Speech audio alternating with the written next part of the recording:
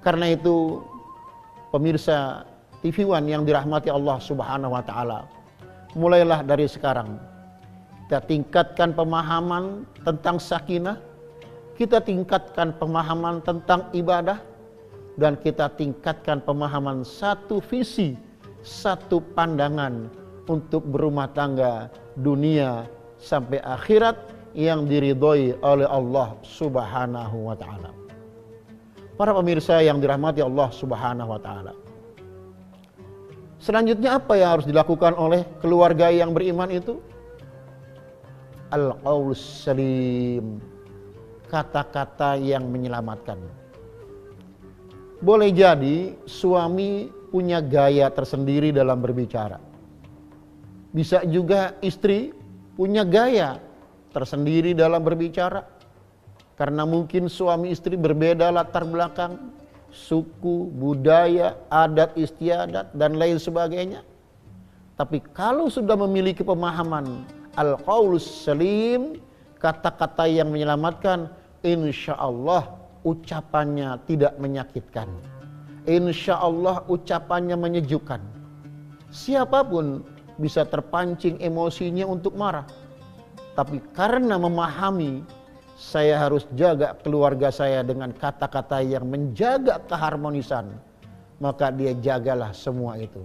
Dia jaga lisannya sampai selalu terngiang dalam pikirannya, dalam benak ingatannya, di mana Rasulullah sallallahu alaihi wasallam mengatakan, "Man kana yu'minu billahi wal yawmil akhir falyaqul khairan aw liyasmut." Siapa yang beriman kepada Allah dan hari akhir, hendaklah ia berkata baik atau diam. Seorang ulama mengatakan dengan kata-kata yang singkat penuh makna, as-sumtu hikmah, bahwa diam itu akan memberi hikmah. Maka pemirsa yang dirahmati Allah Subhanahu wa taala, ketika terpancing emosi kita, ya, ketika kita terdorong untuk melampiaskan amarah kita, sadarilah bahwa ada kata-kata yang sangat berbahaya dalam rumah tangga, dan itu tidak bisa dijadikan main-main. Untuk itu Nabi SAW memberikan contoh kepada kita. Tidak pernah beliau memanggil istrinya dengan panggilan nama, tapi dipanggillah dengan panggilan yang menyenangkan. Ya Humairah, wahai istriku yang putih kemerah-merahan. Subhanallah. Begitu juga Aisyah, tidak pernah memanggil suaminya dengan panggilan nama.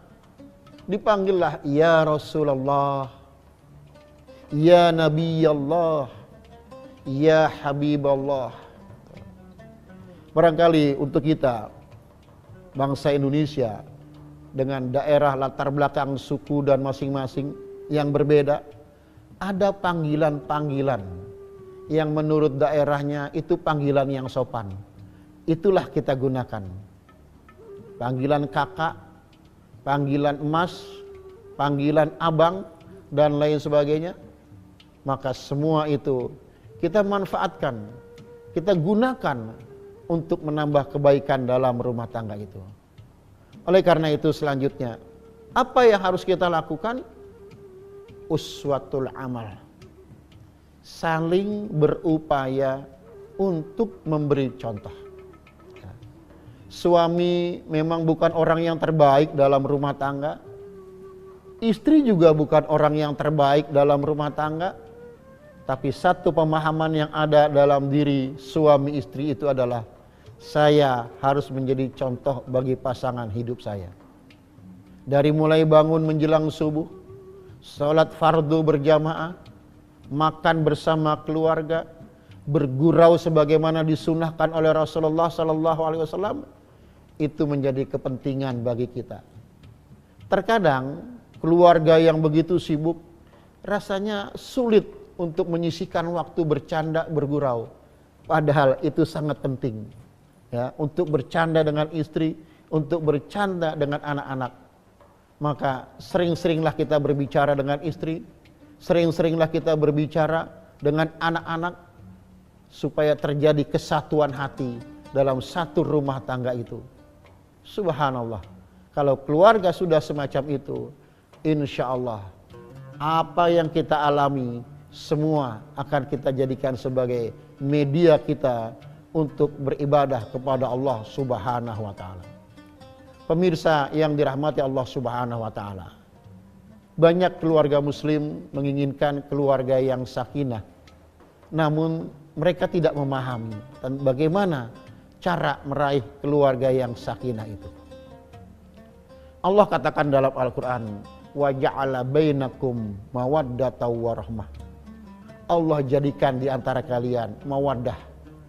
Sebagian ulama tafsir mengatakan mawaddah itu kecintaan secara fisik. Oleh karena itu, segala sesuatu yang bersifat fisik, tubuh dan seluruh yang ada dalam rumah tangga perlu kita jaga untuk menambah keharmonisan. Warahmah, kecintaan secara non fisik. Ya. Kecantikan akan semakin cantik bila dijiwai dengan jiwa yang juga cantik. Suami yang ganteng akan nampak semakin ganteng kalau dijiwai dengan ketaatan kepada Allah Subhanahu wa taala. Mudah-mudahan Allah jadikan keluarga kita sebagai keluarga yang sakinah, keluarga yang tenang dalam rangka ketaatan kepada Allah Subhanahu wa taala. Bukan keluarga yang tenang asal tenang, tidak sholat tenang, tidak ngaji tenang, tidak puasa tenang. Itu bukan keluarga yang sakinah.